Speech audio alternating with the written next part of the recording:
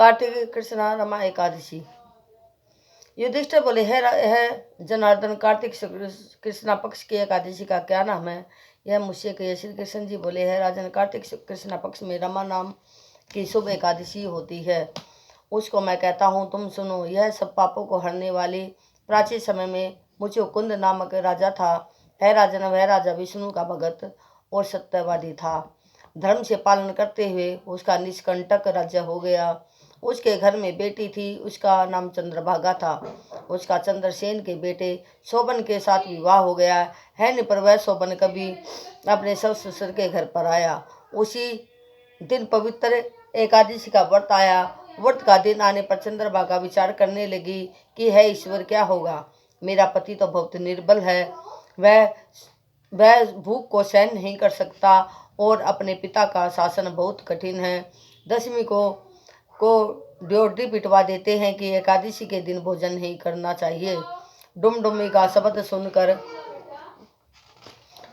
सुनकर शोभन अपनी स्त्री से बोला, है कांते, अब मुझे क्या करना है? ऐ शोभने, जिसके करने से मेरा जीवन नष्ट न हो, ऐसी शिक्षा दो। चंद्रभागा बोले, है विभो, मेरे पिता के घर में कोई भोजन नहीं करता। हाथी, घोड़े तथा पशु भी नहीं खाते हो कांत। यदि भोजन करना चाहो तो अपने घर चले जाइए। शोभन बोला, तुमने सत्य कहा, मैं व्रत करूंगा और जो भाग्य में लिखा है वैसा ही होगा। इस प्रकार भाग्य का विचार करके अपने उत्तम व्रत को किया। भूख प्यास से शरीर पीड़ित हो गया और उसे बहुत दुख हुआ। सूर्य अस्त हो गए। वह रात्रि वैष्णव मनुष्यों को हर्ष बढ़ाने वाली हुई और शोभन के लिए ऐसे हो गई। सूर्योदय के समय शोभन की मृत्यु हो गई।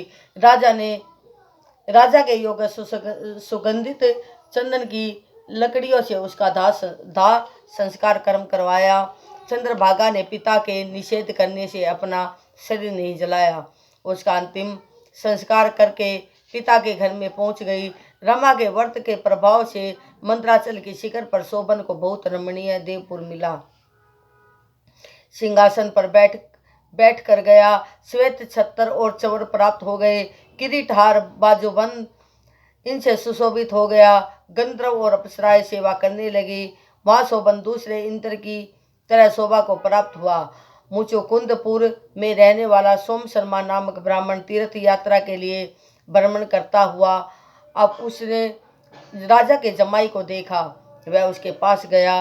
उस शोभन ने शीघ्र सिंहासन से उठकर ब्राह्मण को नमस्कार किया और अपने ससुर की कुशल क्षेम पूछी और अपनी स्त्री चंद्रभागा तथा नगर वासियों की कुशल पूछी। सोम शर्मा बोले, है राजन, तुम्हारे ससुर के घर में सब कुशल हैं। चंद्रभागा सकुशल है और नगर में सर्वत्र कुशल है राजा, यह विचित्र नगर आपको कैसे मिला, सो कहिए।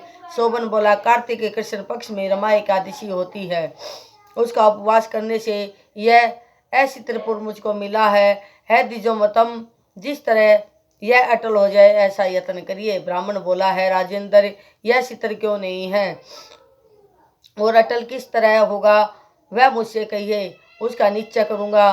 शोभन बोला, है विप्र, मैंने यह व्रत श्रद्धा पूर्वक नहीं किया, अतः मैं इस नगर को अस्थिर समझता हूँ। चंद्रभागा से यह वृतांत कहिए, तब यह नगर शीतल हो जाएगा। यह बात सुनकर वह श्रेष्ठ ब्राह्मण का वचन सुनकर चंद्रभागा आचार्य से प्रफुल्लित हो गई। ब्राह्मण से बोली, जो तुम कह रहे हो यह वृतांत प्रत्यक्ष है। सोम शर्मा बोला, है पुत्री, तुम्हारे पति को मैंने अपनी आंखों से देखा है और देवताओं के समान उसका प्रकाशवान पूर्व भी देखा है। उसने उसकी ऐसी तरह बताया है, उसके अटल होने का उपाय करो। चंद्रभागा बोली, विप्र से उसको पति के दर्शन की अभिलाषा है, अतः मुझको वहां ले चलिए। है द्विज, अपने व्रत के पुण्य से मैं उस नगर को अटल कर दूंगी।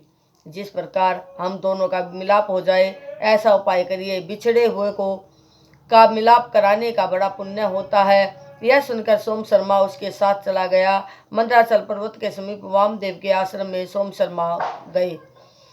वामदेव ने उनका कहा हुआ सवृतांत सुना। उज्ज्वल चंद्रभागा का वेद मंत्र से अभिषेक किया। ऋषि के मंत्रों के प्रभाव और एकादशी के व्रत के प्रभाव से चंद्रभागा का दिव्य शरीर हो गया और दिव्य गति को प्राप्त हो गई हुई।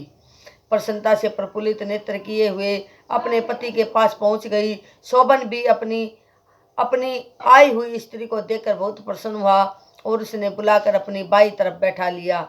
ऐनी पर शार्दुल इस प्रकार यह अपने पति के साथ आनंद से रहने लगी। वह दिव्य रूप होकर सुंदर आभूषणों से सुशोभित हुई, सुख भोगने लगी। शोभन भी उसके साथ दिव्य रूप होकर विहार करने लगा। जो उत्तम मनुष्य इस व्रत को करते हैं और जो दोनों पक्षों के एकादशी का व्रत करते हैं, निसंदेह उसके ब्रह्म इत्यादि पाप नाश हो जाते हैं। जैसी एकादशी शुक्ल पक्ष की है, वैसे कृष्णा पक्ष की है। जो मनुष्य एकादशी के व्रतों का महत्व सुनाता है, वह विष्णु लोक में आनंद करता है। जो बोल जय एकादशी माता की जय।